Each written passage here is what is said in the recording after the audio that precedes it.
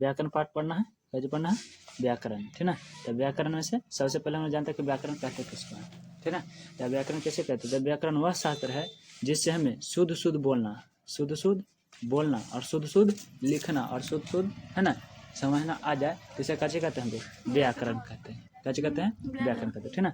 अच्छा, संस्कृत व्याकरण के जनक पाणिनि को माना जाता है, ठीक ना। इसमें सबसे पहला पाठ आता है वर्ण विचार। क्या आता है, वर्ण विचार, ठीक ना।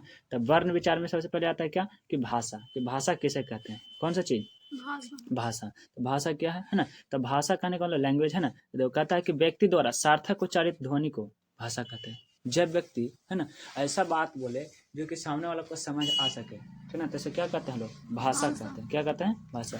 व्यक्ति द्वारा सार्थक माने कि अर्थ निकले, है ना, तो उसको कैसे कहते हैं, भाषा कहते हैं। जैसे कि हम बोल रहे हैं अभी, तो बातों को समझ में आ रहा है, सुन रहे हो, कुछ अर्थ निकल रहा है, तो इसे कैसे कहेंगे, भाषा। लेकिन ऐसे कुछ बताएंगे, क्या बोल रहे हैं सब पता नहीं चल रहा है ना, आज पाँच मुझ कुछ बोलते रहे और जिसका अर्थ कुछ ना निकले, तो उसे भाषा नहीं कहेंगे। बहुत तरह, भोजपुरी भाषा, मगही भाषा, हिंदी भाषा, है ना, संस्कृत भाषा, उर्दू भाषा, मैथिली, तमिल, तेलुगु, मलयालम, कन्नड़, कोंकणी, है ना, ये सब Hindi, Marathi, Tamil, French, China, American English, Indian English, सब अलग अलग है ना, तो सब भाषा है, लेकिन उसका सही अर्थ निकलना चाहिए तब, ठीक ना। तो इसलिए भाषा के यहाँ पे कैसे कर सकते हैं, तो 3 रूप में बांट सकते हैं। पहला एगो लिखित, पहला एगो कची लिखित, ठीक ना, और दूसर का कची मौखिक, दूसर का कची मौखिक, है ना, तीसर का एगो संकेतिक, कची के रूप में संकेतिक, ठीक ना। देखो कहता है कि वर्ण के प्रयोग, वर्ण का प्रयोग ध्वनि या चिन्ह तथा लिपि के द्वारा होता है। कुछ के द्वारा, ध्वनि, चिन्ह या लिपि के द्वारा। ये वर्ण मौखिक तथा लिखित दोनों हो सकते हैं, लिखित हो सकता है, मौखिक दोनों, ठीक ना। अच्छा, तब वर्णमाला आ गया था कि वर्णमाला किसे कहते हैं, वर्णमाला। तब वर्णों के व्यवस्थित समूह को वर्णमाला कहते हैं। व्यवस्थित, है ना, मतलब कि जैसे कि क है ना, ती वर्ण हो गया वो, ठीक है, म ल ती है व्यवस्थित, ठीक ना। लेकिन ल क म ये कुछ हो गया, कुछ नहीं हुआ, है कि नहीं। मतलब कि जिसको कोई खास अर्थ नहीं निकले, व्यवस्थित रूप से हो, सजाया हुआ रहे, तो उसे कैसे कहते हैं हम लोग, वर्णमाला कहते हैं, ठीक ना। अच्छा, इसके बाद कहता है कि स्वर वर्ण, कौन वर्ण, स्वर्ण, जिन वर्ण का उच्चारण, है ना, कम समय में हो जाए, स्वर वर्ण किसे कहते हैं, ठीक ना। तो जिन ध्वनियों का उच्चारण समय हवा के बिना किसी रुकावट के मुंह से निकलते उसे कैसे कहते हैं, स्वर कहते हैं। मतलब कि जिसको किसी का सहायता नहीं लेना पड़ता, तो उसे कैसे कहते हैं हम लोग, स्वर वर्ण कहते हैं, ठीक ना। स्वर वर्ण 2 प्रकार के, हर्षाई स्वर, दीर्घाई स्वर, हल्के प्लुत स्वर भी होता है, लेकिन हम लोग मुख्य रूप से 2 ही भाग जाना रहता है कि हर्षाई स्वर और दीर्घाई स्वर। हर्षाई स्वर कैसे कहते हैं, तो जिनका उच्चारण में केवल एक समय लगे, तो उसे कैसे कहते हैं, हर्षाई स्वर। जैसे कि अ, ई कैसे है, हर्षाई स्वर है, कौन स्वर है, हर्षाई स्वर। और दीर्घ स्वर, जिस स्वर का उच्चारण हर्षाई में दुगना समय लगे, दुगना समय लगता है, तो उसे कैसे कहते हैं, दीर्घ स्वर। जैसे कि आ, तो अ से दुगना लगता है, ई दीर्घाई, दीर्घाई है ना, जिसमें दुगना समय लगता है, तो कैसे हो जाएगा, तो दीर्घाई हो जाएगा, ठीक ना। हर्षाई उ, है ना, और दीर्घाई उ, तो दोनों में देखो ई उ, तो बोलने में ज्यादा समय लगता है, तो उसे कैसे कहते हैं, दीर्घाई, है ना। उल्लू एगो ऐसा शब्द है जिसको बोलते समय मुंह उल्लू जैसा बन जाता है, उल्लू, है ना। आगे देखो, व्यंजन, व्यंजन वर्ण किसे कहते हैं, ठीक ना। तो जिस वर्ण का उच्चारण में स्वर वर्ण की सहायता लेना पड़ता है, तो उसे कैसे कहते हैं हम लोग, व्यंजन वर्ण। कौन सा वर्ण कहते हैं, व्यंजन। जैसे कि क, है ना, तो क एगो व्यंजन वर्ण, क, है ना। तो देखो क में कुछ मिलकर रहता था, आधा क और अंतिम बोलते हैं तो क, है ना। वैसे बोलो र में भी है, ल म, मैंने कख वाला पूरा ज्ञा तक जो है सब कचे है व्यंजन वर्ण, ठीक ना। लेकिन एक से देखो छ, है ना, तरह, ज्ञा, ये सब व्यंजन के साथ एक और हार्ड वाला है, आगे वाला व्यंजन है, इस संयुक्त वर्ण में आता है। कौन वर्ण में आता है, संयुक्त, है ना। यानी कि व्यंजन वर्ण की संख्या इसमें से फिर कम नहीं लगती, ठीक ना। इसके बाद कहता है अंतस्था व्यंजन। कौन व्यंजन, अंतस्था व्यंजन क्या है, कौन सा व्यंजन, अंतस्था व्यंजन, ठीक ना। देखो कहता है अंतस्था व्यंजन कहने का मतलब होता है जिन वर्ण का उच्चारण जीभ, है ना, जीभ, तालु, है ना, फिर दांत और ओठ के आपस में स्पर्श करने से होता है। कोची से, तो जीभ, तालु, दांत, ओठ को स्पर्श करने से होता है, तो उसे हल्का स्पर्श करते हैं, अंतःस्थक व्यंजन कहते हैं। जिसको मैं थोड़ा थोड़ा स्पर्श करे, कची जीभ, है ना, और तालु, मूर्धा, दंत, ओष्ठ, जिसको कची कहते हैं, तो अंतःस्थ। जैसे कि देखो कंठ, कंठ जो है आगे उच्चारण स्थान हम लोग देखेंगे, कंठ है ना, कंठ के बाद कची जीभ, ठीक है, फिर मूर्धा, फिर तालु, फिर दंत, फिर ओष्ठ, ठीक है। देखो कंठ हो गया, कंठ से भी कची, कंठ के बाद फिर गवड़ा वाला स्थान आता है, वो है मूर्धा। उसके बाद फिर और आ गया वो, है ना, तालु, उसके बाद दंत, उसके बाद कची फिर नासिका, तो ये जो होता है नाक से आवाज निकलता है ना, अंग नाक से, लेकिन त जहाँ ठेकेगा दांत वहां से, ठीक है। तो इसके पहले बालाघात जान लेते हैं, उसको आगे देखेंगे। जब कोई शब्द में है ना किसी अक्षर पर ज्यादा बल दिया जाता है तो उसे बालाघात कहते हैं। कोई अक्षर बोल रहे हैं ना, उसमें कौन अक्षर पर ज्यादा ध्यान जा रहा है, कौन पर ज्यादा आवाज जा रहा है, तो उसे कुछ कहते हैं बालाघात। जैसे करण, कमल है ना, तो करण में क है ना, और कमल में म, इ पर बल ज्यादा लगता है, ठीक है ना। करण में करण, करण र भी आ रहा है तो र का हो गया बालाघात, म का हो गया बालाघात, ठीक ना। कभी कभी पूरे शब्द पर भी बालाघात होता है, पूरा शब्द पर भी, है ना। जैसे कि रन है ना, रन मैंने रणभूमि वाला रन, तो यहाँ पर दूना वाला हो गया, है ना, तो ये कुछ हो गया बालाघात यहाँ पर होता है, ठीक है। इसके बाद आता है कि अल्प प्राण किसे कहते हैं, कौन प्राण, अल्प प्राण। अल्प मन होता है थोड़ा, अल्प मन की, है ना। तो जिस वर्ण का उच्चारण में थोड़ा समय लगता है तो उसे कची कहते हैं अल्प प्राण, है ना। और जिससे हकार की ध्वनि नहीं निकलती उसे कची कहते हैं अल्प प्राण, माने कि कम समय लगे बोलने में, उसे कची कहेंगे अल्प प्राण। और जिसको में ज्यादा समय लगता है उसे कहते हैं महाप्राण।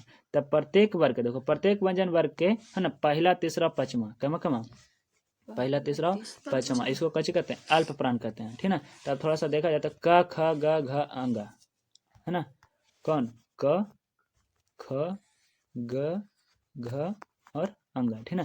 ये पांच गो है क वर्ग में। एक नाम पहला वाला कहे तो कौन क, है ना, और कौन वाला तो तीसरा वाला यानी कि ग, और कौन अंगा। इस समय ज्यादा बल नहीं लगता है, ज्यादा ध्वनि उत्पन्न नहीं होता, इसलिए इसे कैसे कहते हैं अल्प प्राण कहते हैं, कैसे कहते हैं अल्प प्राण। और महाप्राण कैसे कहते हैं, है ना, तो जिन वर्णों का उच्चारण में अधिक समय लगता है, कौन समय लगे अधिक समय लगे तो उसे कैसे कहते हैं तो महाप्राण कहते हैं। जैसे कि कौन होगा तो दूसरा और चौथा, तो ख और घ, ख और घ कैसे हो जाएगा महाप्राण, कैसे हो जाएगा, है ना। अच्छा तो ये तो क ख ग घ वाला में से हुआ, ठीक ना। तो देखो और कौन कौन होगा अल्प प्राण, तो क ग अंग, फिर य र ल व, है ना, ये सब कोई कचे अल्प प्राण। महाप्राण में ख घ और तलावे स मूर्धन्य स दंटी स ह, ये सब कचे है महाप्राण है, कौन प्राण है।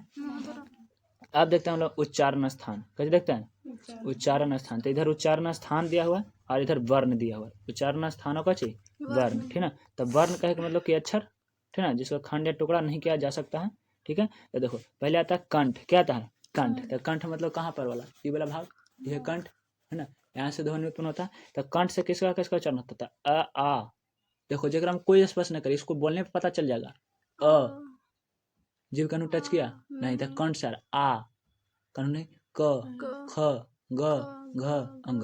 अगर कहीं से स्पर्श नहीं हो रहा है तो मतलब समझ जाओ कहाँ से आ रहा है कंठ से। और बाद फिर ह, हमें नहीं, है ना, और विसर्ग है ना, ये सब कच्ची है तो कंठ वाला है। कंठ कहाँ उच्चारण स्थान इसका कंठ, ठीक ना। अच्छा उसके बाद आता है कच्ची कि तालु, कौन सा तालु, ठीक ना। तालु में कौन आता है देखो, तो तालु में और मूर्धा में बहुत ज्यादा कंफ्यूजन रहता है, तालु और मूर्धा, ठीक ना। देखो थोड़ा सा जीभ के संरचना को समझो। जैसे कि मान लिया कि यहाँ पर कंठ है, ठीक है, यहाँ पर कच्ची है कंठ, तो कंठ के बाद वाला भाग आएगा ज्यादा गड्ढा वाला, वो हो जाएगा कच्ची तालु। और एक बाद थोड़ा सा ऊपर भाग रहेगा मसूढ़ा जो है ना से मूर्धा है, दांत जगह जमल है मसूढ़ा, हाँ एक अंदर वाला भाग जैसे कच्चे है मूर्धा, है ना। और ओकर बाद वाला है दांत, दांत के बाद वाला है ओष्ठ, ठीक है। तो देखो इसको थोड़ा सा ध्यान रखना कि पहले कंठ कख कहाँ से कंठ, है ना, और चचा जजा वाला तालु, कख के बाद चचा जजा वाला, है ना, तो तालु। तो पहले कंठ, कंठ के बाद वाला गौड़ा बड़का कहा वाला है ना, ए गौड़ा जो है सो काम है कौची च छ ज झ इया, और ट च बोला तो च में जीभ ऐसे सटेगा पूरा, है ना, और ट बोलो तो जीभ के लोलिया छटता जाके, है ना। तो जहाँ पे लोलिया सट रहा वहाँ पर वाला का स्थान कोची कहते हैं मूर्धा कहते हैं, कथी कहते हैं मूर्धा। कहने का मतलब हमारा देखो ये जीभ है ना, और जीभ के ऊपर वाला भाग खाली रहता है, और बाद फिर यहाँ पर कच्ची दांत उठल है, ठीक ना, एकरा में से भी। तो यहाँ पर दांतवा का बगल वाला जो चमड़िया है ना उसको कच्ची कहा जाता है मूर्धा कहा जाता है ना। तो देखो तालु में कौन कौन, तो चाचा जो है तो पूरा, है ना, और फिर यह और कुछ तालाब सा और दीर्घई और हर्षई, और मूर्धा में कौन कौन तो टठ वाला कौन वाला, और र भी और मूर्धन्य सा भी, है ना, और री दोनों। और दंत वाला में तथा दध वाला, तथा तो बोलने से पता चलेगा कि कहाँ जीभ ठेक रहा है, जब तक नहीं बोलोगे तब तक पता नहीं चलेगा कि कहाँ उच्चारण हो रहा है, ठीक है। और री, है ना, और फिर डंटी से, ठीक है। इसके बाद आता है ओष्ठ, ओष्ठ से उच्चारण किसका होता है प फ ब भ म ना, अच्छा बिना ओठ सटेले बोल दो तो पाप होगा, संभव नहीं, यानी कि इसका उच्चारण कहाँ से, वो अपने आप चल जाएगा। ऐसा लग रहा हो कि हम नौटंकी करके बोल रहे हैं, जान प है ना। बच्चा लोग कैसे करता है, बचपन में ओष्ठ बोलना पहले शुरू करते, इसलिए बा बा पा पा बा बा, है ना। दादा ना बोलता है दादा, है दादा में जीभिया, लेकिन उसको भी जीभ उतना एक्टिव नहीं है ना, इसलिए पहले मुंह सड़ता है, हवा ध्वनि बाहर निकलता है, जीभ केवल कतरनी का काम करता है ना, ध्वनि को काटता है, ये कैसे बाहर आना चाहिए, है ना। अच्छा, इसके बाद क्या चाहिए था कि कंठ नासिका, मतलब कि जेकरा में कंठ भी हो और नाक से उच्चारण दे, अंग अंग, है ना, कंठ से निकाला और कहाँ से, नाक से, तैसे कुछ कहते हैं कंठ नासिका। और कुछ तालु नासिका, है ना, जेकरा में ताले से उच्चारण और नाक से इया कचे इया, ठीक ना। और मूर्धा नासिका माने के मूर्धा सना टवर्गी न, और कुछ ओष्ठ नासिका में म, ठीक ना। और कंठ तालु में कौन कौन आता है, ए और कंठ ओष्ठ में ओ और औ, कंठ ओष्ठ, कंठ से निकला ओष्ठ सट जाएगा थोड़ा सा तरफ ओ आओ, है ना।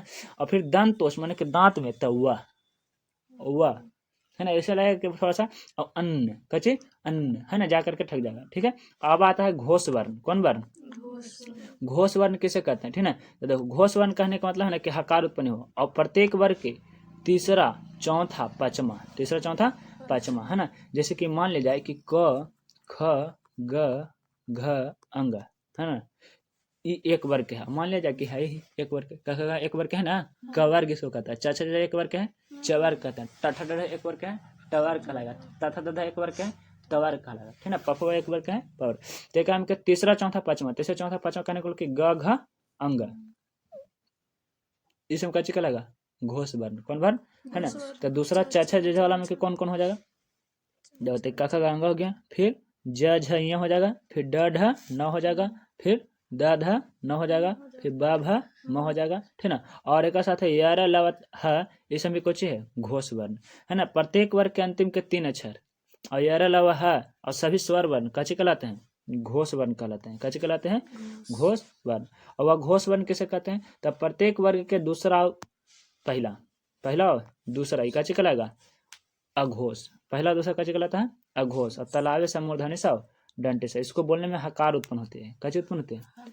और अल्प प्राण महाप्राण अलग है, अल्प प्राण में कच्चे होता है, अल्प प्राण होता है ना, घोष अघोष में कंफ्यूजन होगा। अल्प प्राण किसे कहते हैं, तो अल्प प्राण कहते हैं ज्यादा मात्रा में ध्वनि न लगे बोलने में, ठीक ना। और ये पहला तीसरा पांचवा होता है, अल्प प्राण में कुछ पहला तीसरा पांचवा, और घोष में पहला दूसरा, और घोष में तीसरा चौथा पांचवा, और महाप्राण में दूसरा और चौथा, ठीक ना। तो इस तरह से कच्चे है कि महाप्राण के ही किसका है, महाप्राण के, ठीक ना। और ये किसका, अल्प प्राण के, और ये किसका है, अघोष वर्ण के, और ये किसका है, तो घोष वर्ण के, ठीक ना। अच्छा, इसके बाद देखो उसमें वर्ण, कौन वर्ण, उसमें वर्ण, उस वर्ण कहने का मतलब वैसा वर्ण जिसका उच्चारण करने में उष्मा उत्पन्न हो, है ना। जैसे तलावे स, मूर्धन्य स, डंटी स, ह, इस समय ज्यादा उसमें लग रहा है, इसलिए से कुछ कहते हैं उस वर्ण। अंतस्थ वर्ण, है ना, तैयार लवाते हैं, 4 गो अंतस्थ वर्ण की संख्या 4, और उस वर्ण की संख्या 4, है ना। और अ ई उ री हर्षय, इस को मूल स्वर कहा जाता है, इसमें कौन स्वर कहा जाता है। और फिर छ किसे किसे मिलकर बना है, क और स से, है ना, संयुक्त अक्षर बताया था ना, तरह तय और रस से, ज्ञ ज और यहाँ से, ठीक ना। जब यहाँ से मिलते हैं, इसलिए कुछ होता है संयुक्त वर्ण, क्या होता है संयुक्त वर्ण, ठीक ना। यहीं पर ही भाग खत्म होता है। इसके बाद आता है क्वेश्चन आंसर, ठीक ना। तो क्वेश्चन आंसर में देखो ऑप्शन दिया हुआ, अंगा का उच्चारण स्थान कहाँ है, तो अंगा, तो कैसे वाला पूरा, तो कंठ से। ब का उच्चारण स्थान कहाँ से है, ब प फ ब, तो सब वर्ड से ना, तो वर्ड से, तो इसको भी बनाना है, ठीक है ना।